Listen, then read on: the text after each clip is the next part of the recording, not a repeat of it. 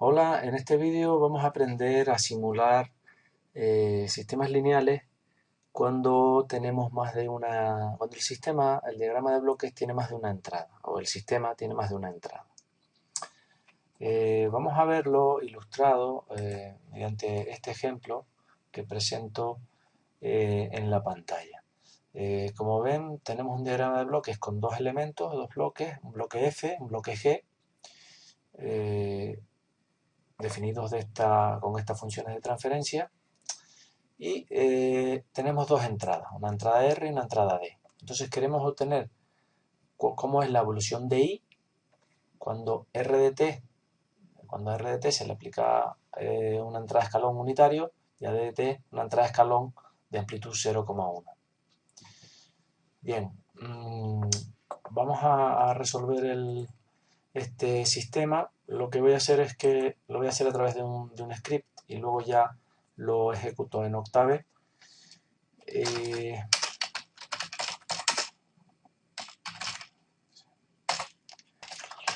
Voy a guardar el fichero en el directorio en el que estoy trabajando. Voy a llamar a esto ProLSIM3 LSIM2 y lo guardo con formato .m, formato MATLAB.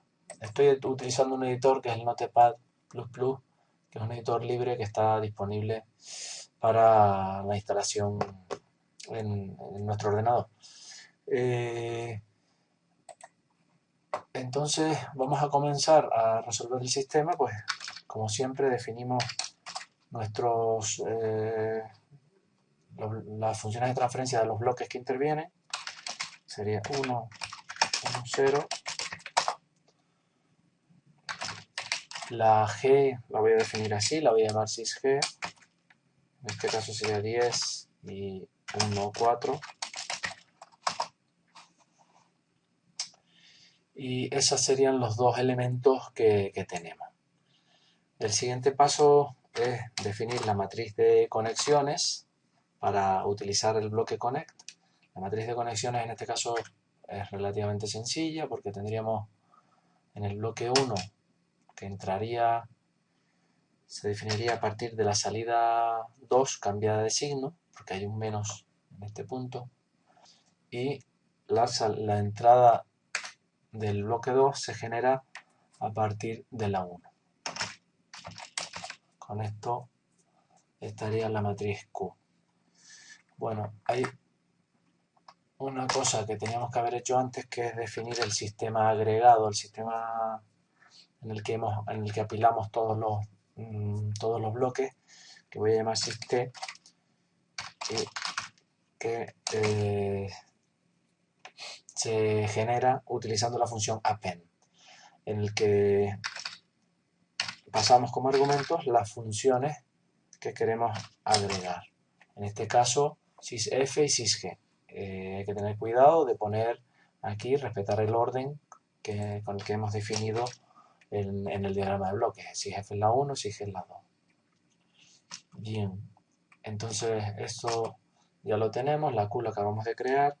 Las entradas, voy a llamarlas así, inputs. En este caso, efectivamente tenemos dos entradas, una R que está entrando al bloque 1, por tanto sería 1, y una D que entra al bloque 2, por lo tanto pondría 1, 2. Salidas tenemos solamente la del bloque 2, por lo tanto bastaría con ponerlo así. Y ya podría llamar al sistema enlazo cerrado a través de la función connect. Connect syst la matriz de conexiones, las entradas y las salidas. Bien, y con esto en principio obtendría el sistema con dos entradas, que sería R y D, y con una salida, que sería la I. Bien, vamos a comprobar que esto funciona y que no nos hemos equivocado. Bien, voy a comprobar que tengo el fichero aquí. Lo he llamado ProLSIM3. ProLSIM3 lo voy a ejecutar. sin 3. Bueno, hay un error porque outputs lo muestra como no definido, luego me debía haber equivocado. Efectivamente aquí hay un error, lo corrijo, rule sin 3 y bueno, en principio parece que se ha ejecutado sin mayor problema. Voy a comprobar las variables haciendo who, las variables que se han creado, y efectivamente veo que tengo la variable syslc. ¿De acuerdo? Entonces, syslc, fíjense que estaría compuesto realmente de dos funciones de transferencia. Una función de transferencia desde la entrada U1 a la salida I1 y otra función de transferencia desde la entrada U2 a la salida I1. ¿De acuerdo? Luego tengo un sistema, esto es importante, saber interpretar lo que hemos obtenido. Tengo un sistema ahora que tiene dos entradas y una salida. ¿Cuál es la primera entrada? Pues la primera entrada es la entrada que he definido en primer lugar aquí, ¿vale? Luego, si yo he puesto que la primera entrada es la que entra al bloque 1, pues entonces R va a ser nuestra primera entrada.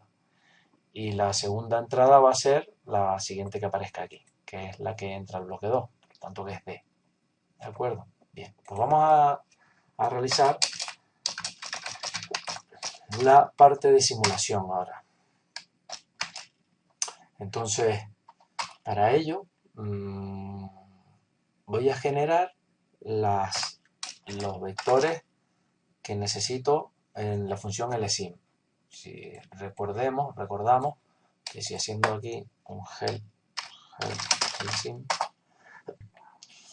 la sintaxis que vamos a utilizar nosotros es esta que aparece aquí, lsim, sys, u y t, donde yo le paso un vector de tiempo y las entradas asociadas a cada uno de los instantes de tiempo de este vector.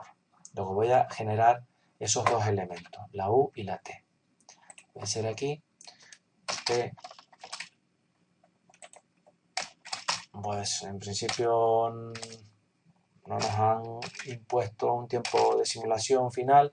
Vamos a suponer que simulamos 20 segundos.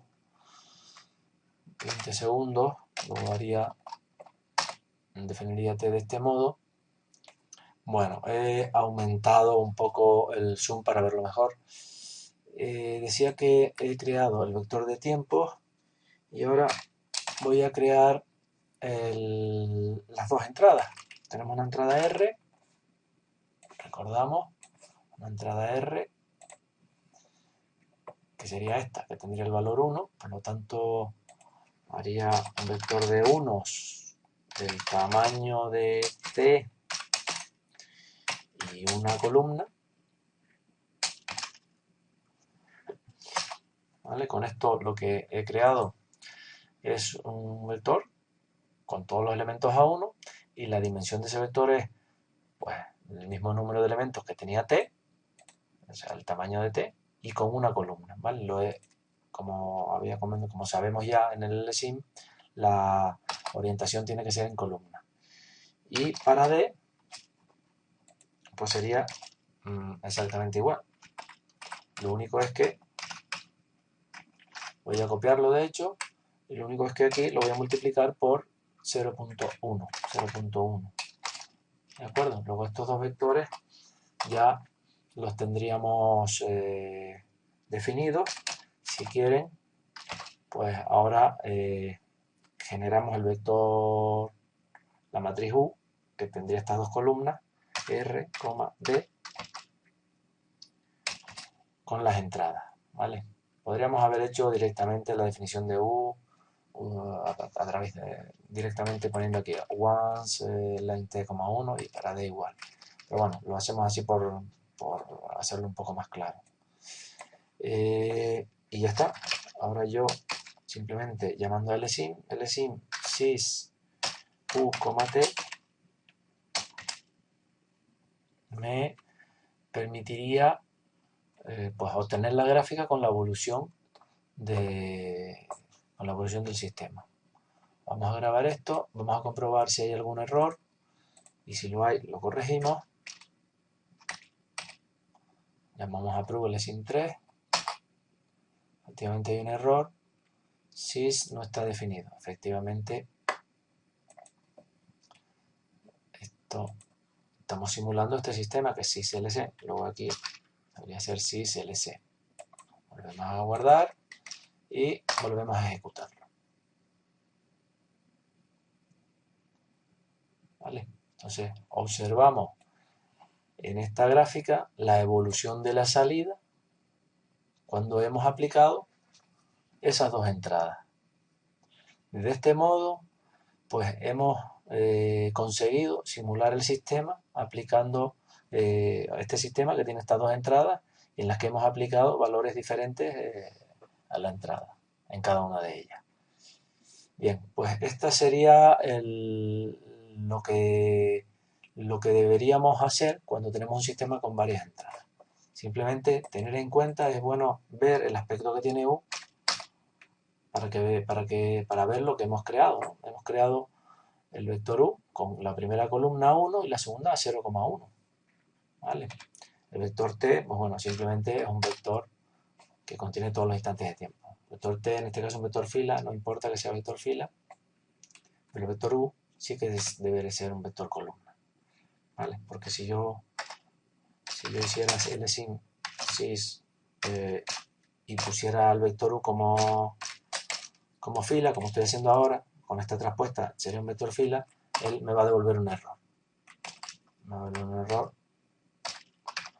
Si llamo syslc, me va a decir un error. Y este es un error típico que suele ocurrir. Dice, el vector U debe tener 201 filas.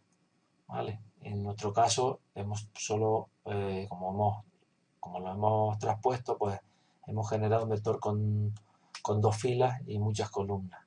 ¿De acuerdo? Luego la forma correcta de hacerlo es de tal modo que U sea un vector columna, como vemos en los resultados obtenidos. Bien, pues esto es lo que queríamos comentar en este vídeo.